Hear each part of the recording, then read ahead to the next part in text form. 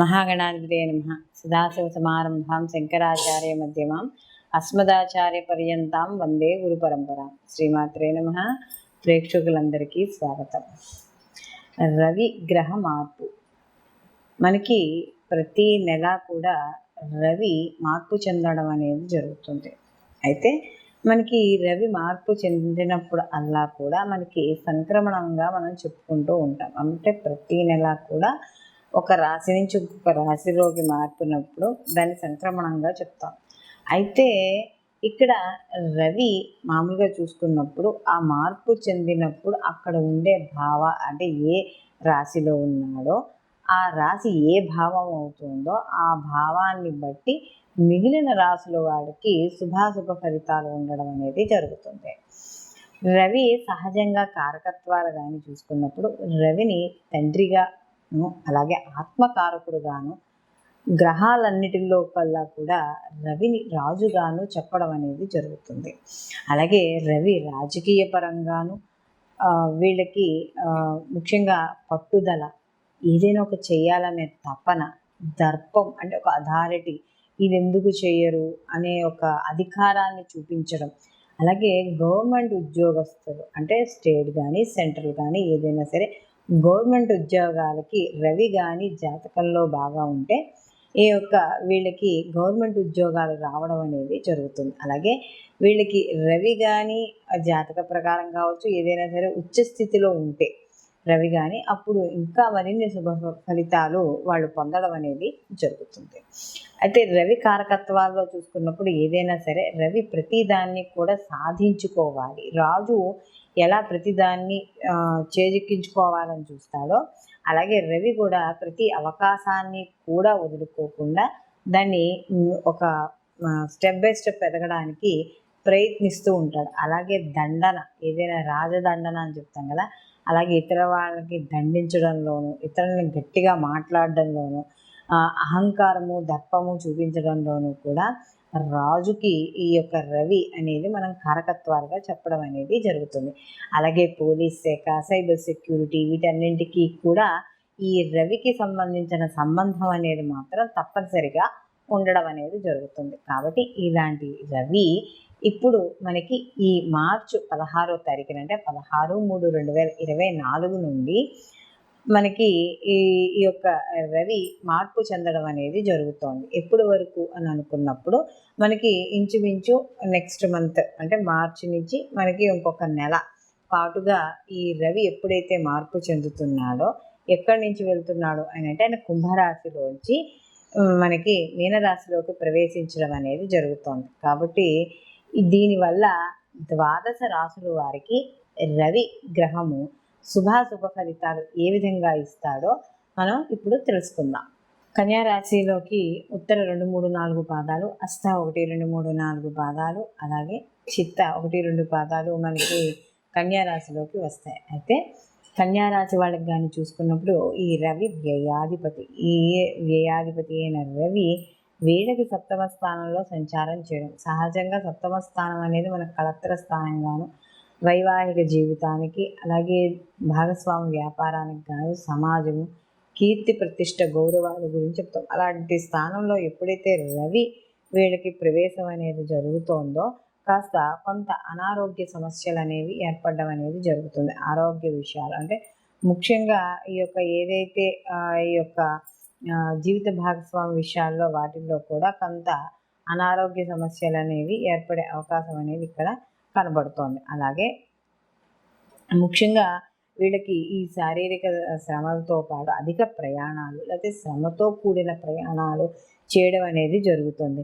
అలాగే వీళ్ళకి సంతానానికి సంబంధించి కావచ్చు లేకపోతే కళత్రానికి సంబంధించి కావచ్చు చిన్న చిన్న సమస్యలు అనేవి వస్తాయి. ప్రతి పని ఏ పని చేద్దామన్నా ముందుకు వెళ్ళడం, ఆ పని ఆగిపోవడం లేదా ఆ పనిలో ఆలస్యం ఏర్పడడం, 10 సార్లు ఆ పని ఆలస్యం అవడం వల్ల దాని మీద ఏదైతే ఇంట్రెస్ట్ ఏదైతే ఉంటుందో ఆ ఇంట్రెస్ట్ తగ్గిపోవడం, ప్రతి ప్రయత్నాలు ఏవైతే చేస్తున్నారో ఆ కార్యక్రమాల్లో కాస్త అప్పుడప్పుడు అపజయాలు ఏర్పడడం లేదా విఘ్నాలు ఏర్పడడం, కార్యక్రమ విషయాల గురించి అంటే ఏదైనా ఒక పని చేపట్టాలనుకున్నప్పుడు మాత్రం కార్యక్రమం గురించి పూర్తిగా తెలియకపోవడం వల్ల చిన్న చిన్న ఇబ్బందులు ఏర్పడడం ఇలాంటివన్నీ కూడా జరిగే అవకాశము. అలాగే ఎవరైతే భాగస్వామి వ్యాపారం చేస్తున్నారో వాళ్ళందరికీ కూడా కాస్త ఇబ్బంది, అంటే వాటి పరంగా ఇబ్బందులు, లేదా ఇంట్లో చుట్టాల వల్ల కావచ్చు, మిత్రుల వల్ల కావచ్చు, చిన్న చిన్న సమస్యలు, మాట పట్టింపులు, లేకపోతే అవమానాలు ఇలాంటివన్నీ కూడా ఏర్పడడం. అలాగే అంటే ఏది మాట్లాడినా కూడా తప్పుగా అర్థం చేసుకోవడం ఇలాంటివన్నీ కూడా ఇక్కడ ఈ రవి వీళ్ళకి సప్తమ స్థానంలో సంచారం చేయడం వల్ల ఇక్కడ వీళ్ళకి కనబడుతోంది. కాబట్టి ఇలాంటి విషయాలలో ఈ యొక్క కన్యారాశి వాళ్ళు జాగ్రత్త తీసుకుంటే మిగిలిన అన్ని విషయాలు కూడా వీళ్ళకి అనుకూలంగా ఉండడం అనేది జరుగుతుంది. ఇప్పుడు మనం అనుకున్న విషయాల్లో కూడా విద్యార్థులకు కూడా కాస్త కొంచెం మధ్య మధ్యలో చిన్న చిన్న ఒడిదుడుకులు ఏర్పడడం అనేది జరుగుతుంది. కాబట్టి అలాంటి విషయాల్లో కూడా కాస్త జాగ్రత్త అనేది వహిస్తూ ఉండాలి. అలాగే రాజకీయ రంగాల్లో ఉన్న వారికి, సినీ కళారంగాల్లో ఉన్న వారికి కూడా సామాన్యమైన ఫలితాలు గోచరించడం అనేది జరుగుతోంది. వీళ్ళు మరిన్ని మంచి ఫలితాలు పొందడానికి వీళ్ళు ప్రతి నిత్యము కూడా తప్పకుండా ఆదిత్య హృదయ పారాయణ కానీ, లేదా వీళ్ళు సూర్యుడికి సంబంధించిన గోధుమలు ఉంటాయి కదా, గోధుమలు దానం ఇవ్వడం కానీ, లేదా వీళ్ళకి దగ్గరలో ఏదైనా మీకు ఈ నవగ్రహాలు ఏవైనా ఉంటే నవగ్రహాల దగ్గరికి వెళ్ళి ప్రదక్షిణాలు చేసుకోవడం, గోధుమలు నానబెట్టి గోవుకి తినిపించడము, ఇలాంటివి ఏవి చేసినా కూడా శుభ ఫలితాలు పొందడం అనేది జరుగుతుంది. అలాగే మనకి ఈ యొక్క రవికి మనము ఎర్రటి పూలతో, అంటే మనకి గన్నేరు పూలు దొరుకుతాయి కదా, ఎర్రటి పూలు, ఆ గన్నేరు పూలతో ఇంట్లో అయినా సరే, గుళ్ళోనైనా అవసరం లేదు, ఇంట్లోనైనా సరే ఆయన నామాలతో 12 నామాలతో ఆయన ఎర్రటి పూలతో అర్చన చేయడం ద్వారా ఆయన అనుగ్రహాన్ని పొంది వ్యతిరేక ఫలితాలు తగ్గడం అనేది జరుగుతుంది. మనం ఇప్పుడు రవికి సంబంధించి ఏ రాశి వాళ్ళకి ఎలా ఉంటుంది అనే విషయాన్ని మనం ఇప్పుడు తెలుసుకున్నాం. అయితే సహజంగా ఇప్పుడు మనం తెలుసుకున్నవన్నీ కూడా గోచార ఫలితాలు. అయితే గోచార ఫలితాలు అనేవి కొంతవరకు ఫలితాన్ని ఇవ్వడం, అంటే ఒక 30% ఈ గోచార ఫలితాలు వీళ్ళకి అనుకున్నట్టుగా ఫలితాన్ని ఇవ్వడం అనేది జరుగుతుంది. దీంతో పాటుగా మిగిలిన గ్రహాల యొక్క వీక్షణ, వాటి యొక్క స్థితి, అవి ఇచ్చే శుభాశుభ ఫలితాలు కూడా కొంతవరకు ఆధారపడడం అనేది జరుగుతుంది. అందులోనూ రవి ఈ యొక్క మనం ఏదైతే ఇప్పుడు చెప్పుకున్నామో రవి యొక్క కలయిక మిగతా గ్రహాలతో కలిసినప్పుడు వాటి యొక్క శుభాశుభ ఫలితాలు కూడా కొంత మార్పు చెందుతూ ఉండడం అనేది జరుగుతుంది.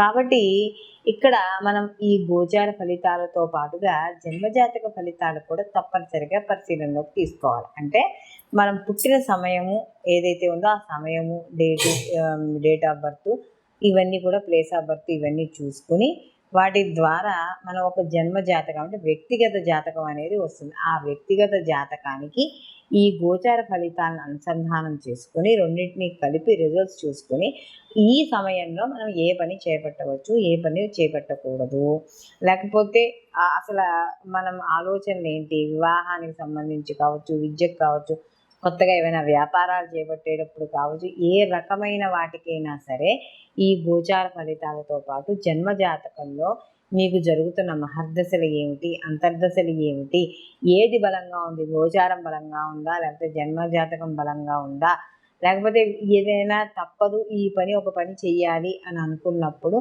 ఎటువంటి పరిహారాలు చేయడం ద్వారా మనకి అంటే ఎటువంటి పరిహారాలు చేయడం ద్వారా ఇప్పుడు చేపట్టే పని ముందుకు వెళుతుంది, ఇలాంటివన్నీ కూడా గోచారంతో పాటు జన్మజాతక ఫలితాలను కూడా తప్పకుండా పరిశీలనలోకి తీసుకుని అప్పుడు ముందుకు వెళ్ళడం అనేది చేయడం ద్వారా కాస్త అనుకూలమైన ఫలితాలు మరింత ఎక్కువగా పొందడం అనేది జరుగుతుంది. సర్వే జన సుఖినో భవంతు, లోకా సంస్థ సుఖినో భవంతు.